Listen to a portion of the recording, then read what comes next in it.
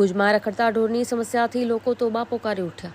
ભુજ શહેરને રખડતા ઢોરના ત્રાસમાંથી મુક્તિ ન મળી હોય તેમ સરેઆમ આખલાઓની લડાઈ જોવા મળે છે, જેમાં નિર્દોષ લોકો ભોગ બની રહ્યા છે. રવિવારે બીડગેટ વિસ્તારમાં 2 આખલા બાખડતા અફરાતફરી મચી હતી. વારંવાર આવા યુદ્ધના કારણે આ વિસ્તારના વેપારીઓ અને રાહદારીઓ પરેશાન થઈ રહ્યા છે. બીડગેટ વિસ્તારમાં સતત રખડતા પશુઓ અડીંગો જમાવીને બેઠા હોય છે. આ વિસ્તારમાં મોટા પ્રમાણમાં રાહદારીઓ વાહન ચાલકોની અવરજવર રહે છે, પરંતુ રખડતા પશુઓ અને આખલાઓને કારણે વાહન ચાલકો અને વેપારીઓ હેરાન પરેશાન થઈ રહ્યા છે.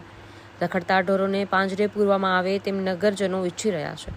ભુજ નગરપાલિકાના ચૂંટાયેલા નગરસેવકોની પણ ફરજ બને છે, પરંતુ નક્કર કામગીરી ન થતાં લોકોમાં આક્રોશ ભભૂકી ઉઠ્યો છે.